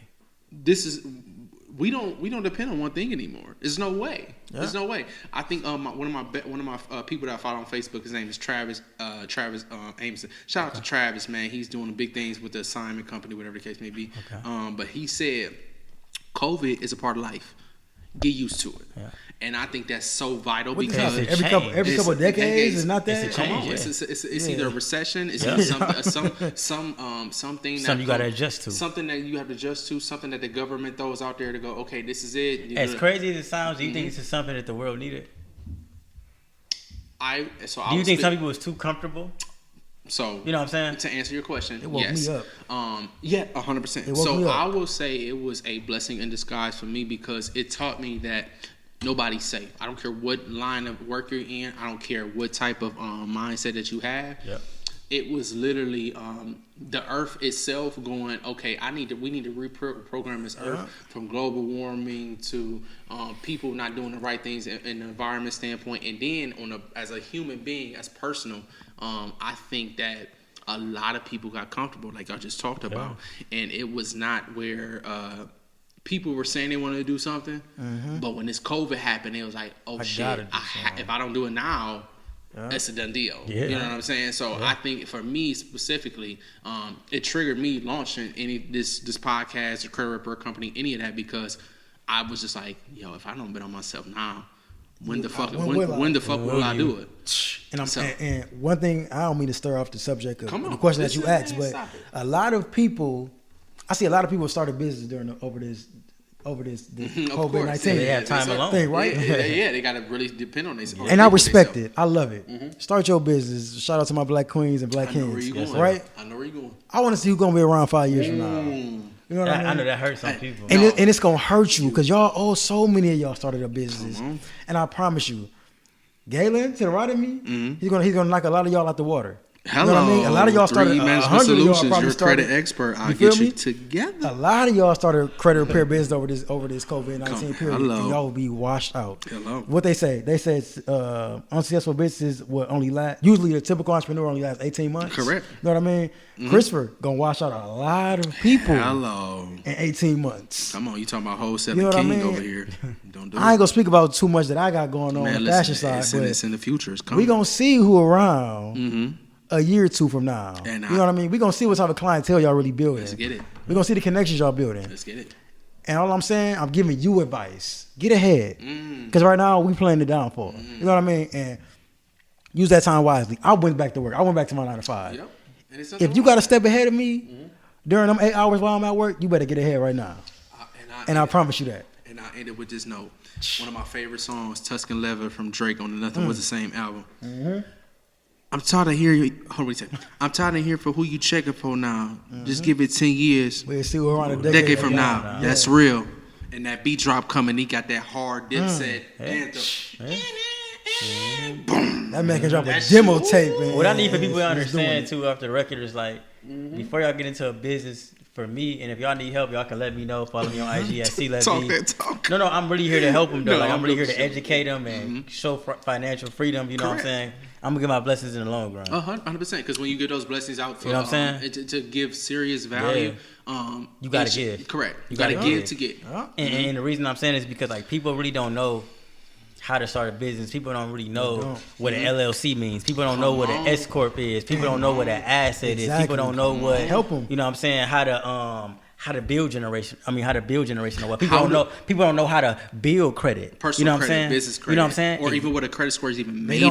They don't know what it means. Exactly. People don't know what that can leverage. They don't know what it retains. retains. You know what I'm saying? And all three of us is pretty much here to help you. You know what I'm saying? So if we talking our shit, it's us talking our shit. Excuse us, but we're humbly saying that we are here to help the community and we're here to benefit or help anybody who's in need. And we have open arms. Exactly. And I'm trying to tell y'all, is like, if y'all think y'all don't know what y'all doing, or y'all think y'all do, but really in the back of your head y'all don't, or y'all trying to front for social media, it ain't needed. Like contact somebody like me. Even though I don't know it all, I'm a guru. I know a lot of stuff though. And I am young. I'm only 24, but I can help you understand exactly what an LLC can do for you. I can help you understand exactly what an EIN will do for you with an LLC. I can help you understand what credit, or Gaylon can for sure, for a fact, what credit can leverage you to. Of course, you can help you understand, how to build, you know what I'm saying, the rapport all the way to building the client up to what he is. So, man, we not here just, you know what I'm saying, just talking this to talk. We really here to give game. No, let's interpret that the correct way. We are here to talk that talk. Oh, yeah, for sure. Hello. Yes, sir. But for the most part, we're really, but we're here for the most part to really give game out, man, and really to cherish our viewers, and cherish our community, because that's the biggest thing that we're trying to give value out for sure.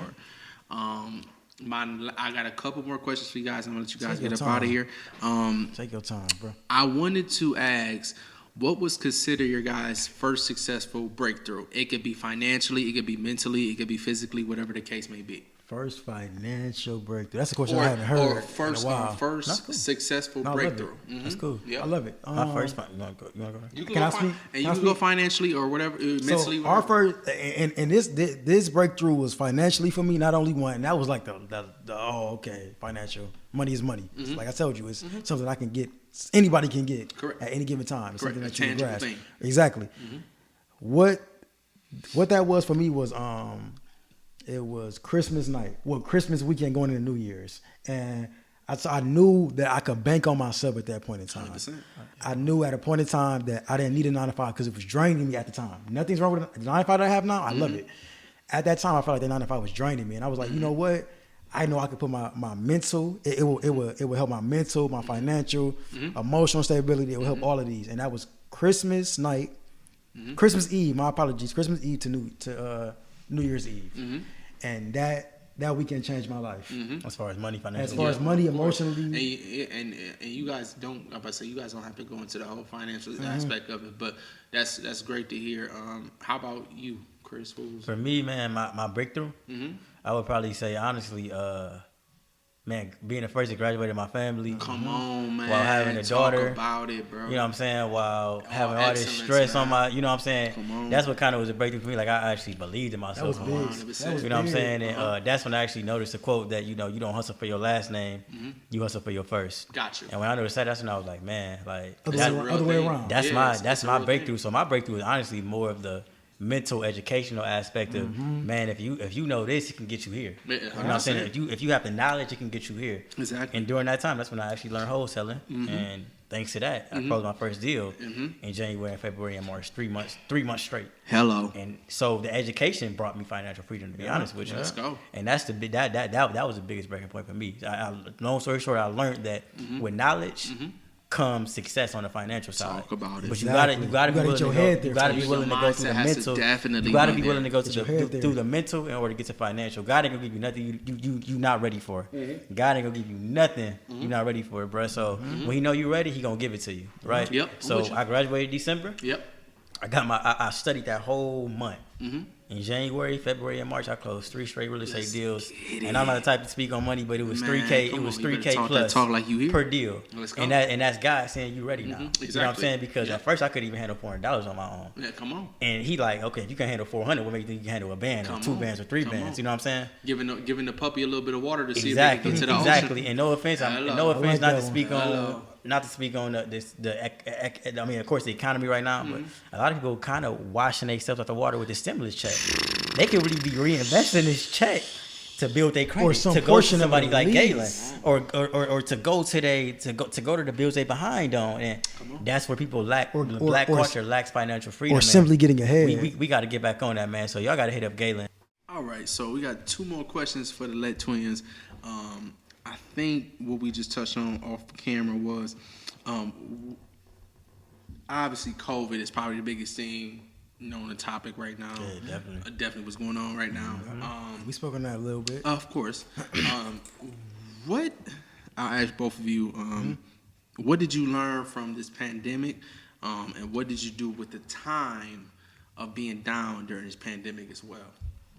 I learned personally that you can't look at everybody's life and try to equate it to yours. You know what I mean? Like, come on. Some people, I done heard millionaires say, "Nigga, I'm sleeping." I don't mean to say nigga. Come in, stop it, go. I done heard niggas say, "I'm gonna sleep until 2 p.m." Yep. And they're still millionaires. Hello. They still bring in $500K a month. Hello. You know what I mean? 400, 300, whatever you bring in, they still bring in a great deal of revenue per month. They're still making money while they're asleep. Exactly. You can't compare your lifestyle to somebody else's. So whatever I learned that whatever is best suited for you is best suited for you. Come on. You know what I mean? Like if you want to sleep half your day away and wake up and go at it for 8 hours, and you're gonna make them 8 hours productive as possible, make them 8 hours productive as possible. Yep. You know what I mean? If you want to live off of $20,000 in your bank account, live off of $20,000 in your bank account. Let's go. It's all up to you. It's all about perspective. Exactly. But you have what I've learned, you gotta make it productive. You know what I mean? If you feel like them 8 hours or them 24 hours or them 12 hours is productive for you, do that. You know what I mean? And that's personally what I've learned from the quarantine experience. Most definitely. What I've learned from and that relationships are everything. My bad. For sure. No, networking is everything. What I've learned from quarantine is like I feel like this is a time for everyone, including myself, including you, including you feel me, your little brother, is that man, time is your biggest asset. Come on. Use this time to really like work on your mental. Use this time to really work on your bag. Come on. And if you ain't got the bag now, you feel me? Okay, how can I make a bag after this quarantine? Come on. You know what I'm saying? What talent can I, bring to the table so when this ends, I can start making money. I can start building revenue. What knowledge can I bring to the market to where I can differentiate myself and I know I can make a bigger bag? And no offense, man, I saw you grow during the quarantine. Come on. I think we all did. Come on. When I saw the commercial, that's wealth, awesome. generational wealth, this and I'm like, man. I thought you personally started before you started. And the thing that was perfect. And that's marketing. And the thing that was perfect about it. And I remember the funny thing is, I didn't even know that. Man, that's marketing. And the thing that was perfect about it was that little do you know what y'all both did, including myself actually, because I uploaded my level investments video during the time too. I didn't even notice. Is that we dropped it during the time where everybody's on social media. Hello. Oh no, we it dropped was the it during smartest thing. we dropped it during the time where nobody had nothing to do. So everybody's on their phone, right? Like you said on the phone 2 days ago, Instagram, Twitter, and Facebook is your biggest marketing avenues right now. And what I would say, not mean to cut you off, content. Oh, content during the quarantine was everything. Which you dropped the Blue Twin investment video. Yes. I dropped my cozy outfits video. And he dropped 3E. He dropped 3E. You know what I mean? And maybe we didn't even realize the type of content we was dropping for future references. You know what I mean? And down the line. And not even to cut both of you off, I think this, looking back at this 5 to 10 years from now, this is probably going to be one of the most pivotal times of our life, and we don't even know it. We don't even know it. And like I said, to piggyback on what I said earlier, is that this time taught me knowledge is everything, because wholesaling, like I said, I closed 3 straight deals, 3 back-to-back months. And during the COVID, it slowed down, and I was like, okay, I ain't gonna lie, I got used to fast money. I got used to getting a check every month, right? And not cherishing it. Exactly. And so it forced me to kind of cherish, and it showed me that knowledge is power. I got a question for you. Come on. How did that feel though? Like from you going from making a couple thousand per week in a party game, going back to 9 to 5, then transitioning back to pretty much fast money, which was in the real estate game. You know what I mean? Man, how did that feel? It taught me to put your money away. Save your money, it'll save you. Save your money for a rainy day. Save your money, it'll save you. That's what it taught me, to be honest with you. And I'm like, damn, I ain't supposed to do 2 months, going on 3 months. But when you went back into that real estate game and the money dried up, did it humble you again? No. What did it build you? No. All it did was build character and knowledge. That's it. That's really all it built. So basically, you took it as another. Okay, I gotta get another. It showed me I don't know everything. In my opinion, you grew. Yeah, it showed me. It showed me that I don't know everything, and it showed me that you can't get comfortable with moving too fast. You can't be complacent. Yeah, no, exactly. you can't get comfortable with moving too fast. Right. Like somebody that can close back-to-back deals. Now they think they the top dog forever. Hello. And then when 4 months straight go by when you don't close no deal, you like, oh snap! I thought this how it could be every month. What's going on? And now you like, I ain't doing something right. You start panicking. And guess what? In my opinion, so you need those slow months. You need any business needs slow months to realize. And in my opinion, a boss, head of a company, whatever you want to call it. Let's say, for instance, y'all had employees, and y'all was at 3 months before this pandemic happened. Y'all was at the peaks of y'all company. Right. You know what I mean? Your stock was level at $50 a share, this and that, right? And then when this pandemic happened, your stuff going down to $20 a share, right? And then your employees wondering where a paycheck at, but you putting all your anger and emotion on them. Right. You know what I mean? And I feel like what this pandemic showed us is that life happens. You know what I mean? Exactly. I have to build for a time like this. I feel like a lot of companies in the pandemic literally grinded and built. That's what they did. What you call it, sweat equity? They put that time in during that time to leverage and be comfortable off of a time like a quarantine. And even to flip it to take it to the next level, a lot of companies are not being able to stay afloat. You got cheese. Some people going back. A lot of them. You got Cheesecake Factory. You got Saks Fifth Avenue. Dog. You have no offense. Like, let us tell you, the event planning side. It slowed down. But this it slowed down tremendously. We have no income coming in. But the thing is, that's still a recession-proof business, because once this is over, you guys can hop right back into it. No offense, it's going probably higher than what it was. And I'm gonna tell everybody, what's today's date? May 15th, invest your stock into Eventbrite. Come on. And that's all I would say, because in 4 or 5 months, 6 months, it's gonna go from $8, and this is free game. It's gonna go from $8-9 a share. I already invested in this. I'll say airline. I didn't did that, but I'm saying Eventbrite, because the black community, and this is what we're speaking to as of right now. Come on. They're going to invest into the black businesses. The black bees that we know gonna boom is what? The clubs, the bars. Of course. And guess what that's gonna do? The promoters are going to be doing pre-sale tickets, this and that, The smart promoters are gonna go to Eventbrite. Yep. Invest into Eventbrite. Come on. And that's the freest game I'm cutting both of them off. That was some serious game. I think you gonna have to rewind that at least 3 or 4 times. I said what he just said. Again, in the words of one of my best mentors, Will Roundtree, do your Googles, because what he just said was real game, and I like to call talk that talk. Yes, sir. Go ahead, sir. No, I was about to say, man, I would invest in airlines for sure. After this pandemic, even though people think, people not gonna travel, but man, people ready to get out. Or they think that the government don't got another $1 trillion, $1 million to build an airplane out. I'm not gonna lie. I ain't gonna lie. I've never invested in stocks. That's not my game yet. I'm still kind of learning. And I'll be the first. Free game. And I'll be the first one to say. I am not an expert, nor am I as knowledgeable as I am. But I tell you this. If you have any type of side income to where you can I won't say gamble, where you can afford it, and you can actually possibly take a loss. Possibly take a loss or lesson at the same time. But once you learn it, you go, okay, that didn't work. Let me go contact somebody that can put me in that position. Whether it's a financial advisor, whether it's an investment advisor, whether it's someone at your local bank, credit unions, whatever the case may be. So I agree. Yeah, for sure. The last question I have is for you guys. You guys are, serial entrepreneurs, to where like the train never stops. You guys are always doing something to stay busy, which is also why I think is leading to your success. Please tell me as much as you can, what can the world, what can Toledo, what can the United States in general see from the Lett twins, and what do they have coming in 2020 and further? You want to start?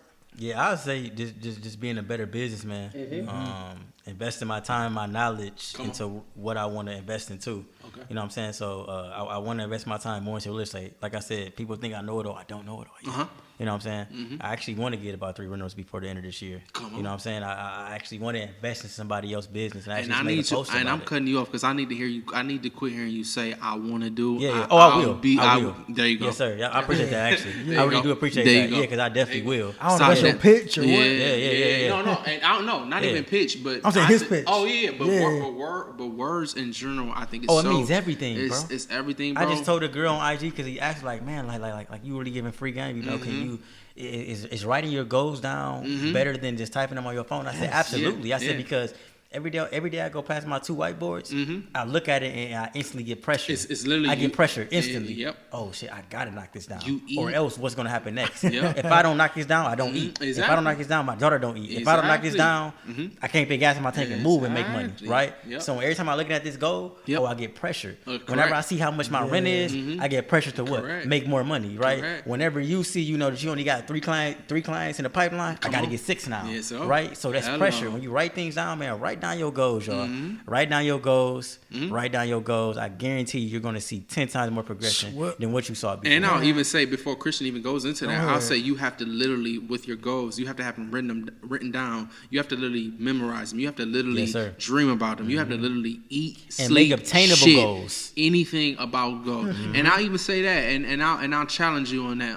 I would say make them attainable, but don't make them too attainable. Too easy. Because the thing is, you can't challenge yourself. Exactly. Because the thing is, complacency is the biggest thing next to mediocrity. That's a fact. So when you do that, they go, all right, these are too easy, or I can't do that. Yeah. When we talked about Grant Cardone and talking about one of my biggest virtual mentors about 10x and everything. When you 10x everything, that goal that you had that was so called mediocre and obtainable, it's you so probably easy now. But the thing about it is, you got exactly. past it. You got past it during the journey. So what I would say is, yes, make them attainable, but don't make them too obtainable or attainable to where you go, all right, man, I got that in the week. I'll wait till next month to do my next goal. Man, hell no. And guess what? It's okay not to hit your goal. 100%. It's okay to not hit your goal. 100%. Like my goal one month was to wholesale 3 deals and make $10K. I only wholesale 1 deal and made 3. Right? And at first I was like, oh, I did something wrong. And I'm like, no, what I did, I challenged myself. And due to me putting 3 goals, I mean, wanting to close 3 deals. If it wasn't for me saying I wanted to close 3 deals, I never would have closed not even 1. Hello. So me putting 3, I closed 1, and I still cut even kind of. You know what I'm saying? I could have said 1 and not closed nothing. Yep. So me making it a force and, like I said, pressure make diamonds. Come on. Shout out to Cap Outside. And shout out to Jeezy, one of my favorite hours from him. You feel me? You know what I'm saying? Bottles Up by Puff and Jeezy, one of my favorite songs. Yes, sir. Let's go. Pressure make diamonds, man. So you got to pressure yourself. Any entrepreneur, y'all got to pressure yourself to want more, to want better. Yep. Because like I said, man, remember, Dame Dash said it. You hustling for your last name and not your first. Shout out to 3E. Talk that talk. Elevation. Elevation. You got anything to close us out, bro? I forgot what the question was, y'all. Listen, he got me over my mind racing.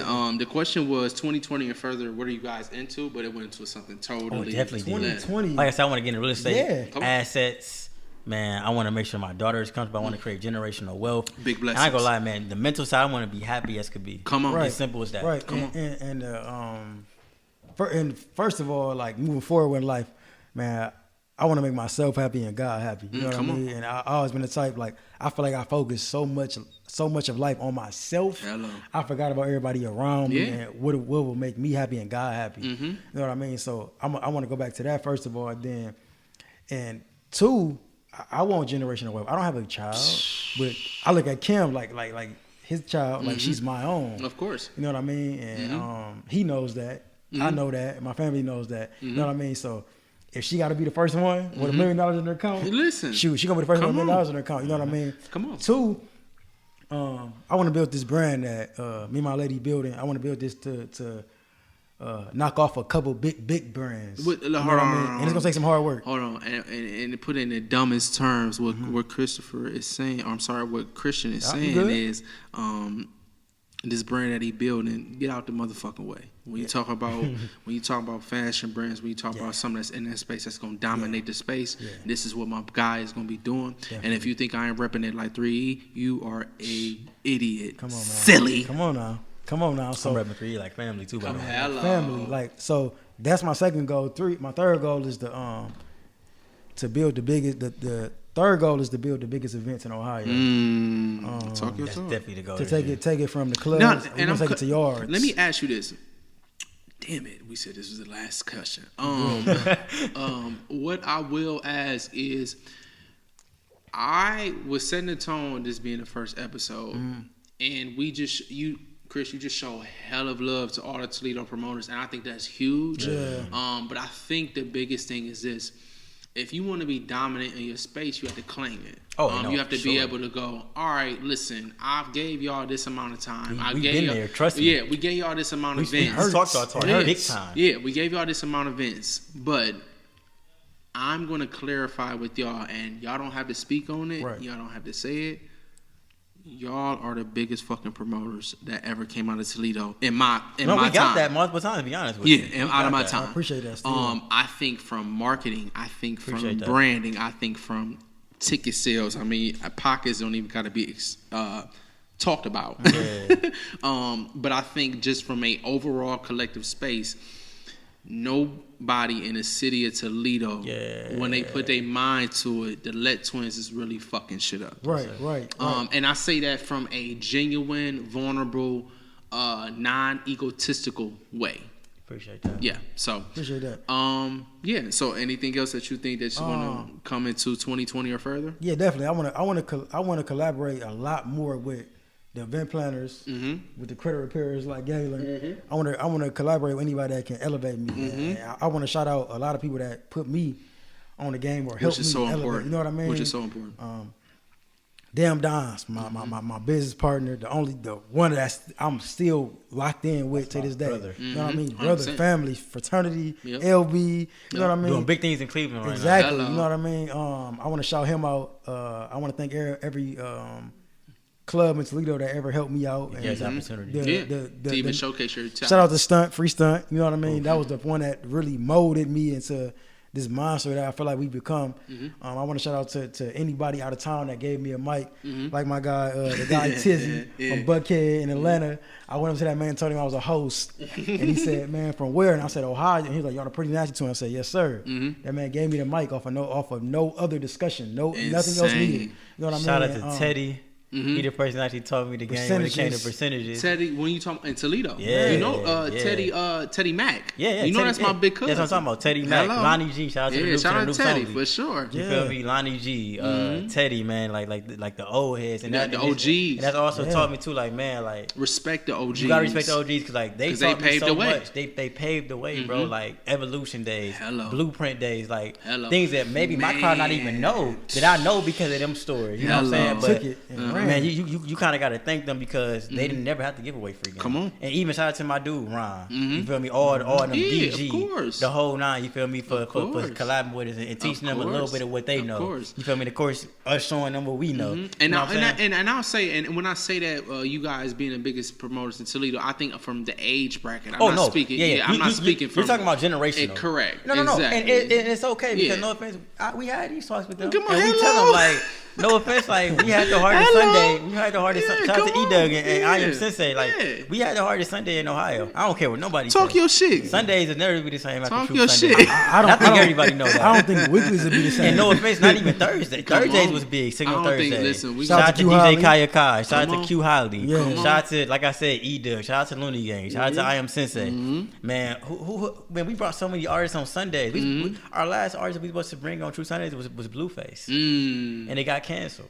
Crazy. Had he locked in at a contract, and somebody else pretty much before the money got sent over, offered me like, I promised God, like probably what, 30,000? Quadruple the amount. We about to give him. Damn. I ain't gonna speak on how much you supposed to give him. Yeah, but basically your contract got dubbed. We can't even be mad. It probably got triple, literally. Yeah, business. We probably could have went to court about it, but it wasn't even worth it. You know what I mean? It was like, no, for real. Let that man get it. But yeah, we changed the game and we started bringing artists on Sundays. 100%. When I saw us bring FBG Duck, if you going, and I remember that. I was like, whoa. Yeah. Like part when we got the bag to give it to him, and part two we making our ROI back. Yes, sir. Plus more. This is crazy. Oh, we really in our bag. Let's go. So I was like, wow. Yeah. But yeah, man, you definitely got to give your kudos. You feel me? The OGs. You gotta get your kudos to the people that you in collaboration with. You feel me? That gave you the game. Against. Yeah, man. Because we didn't win against a lot of people. Yeah, bro. Competition makes you better. Indirectly. Competition makes you better. Yep, so without them, without Iran, without the with all the people that we was going against, we never would have been who we are today. Competition makes the best of you. And I think we can end that on a good note, man. Yes, sir. This has been the first episode of Talk That Talk podcast, man. I got the LETT Twins with me. If you're looking for financial literacy, you came to the right place. If you're looking for career development, you came to the right place. If you're looking for personal development, you definitely came to the right place because you're getting all three. You're here with us called Talk That Talk podcast by your man Gaylon Hughes Jr., your credit expert and also the president of 3E Management Solutions.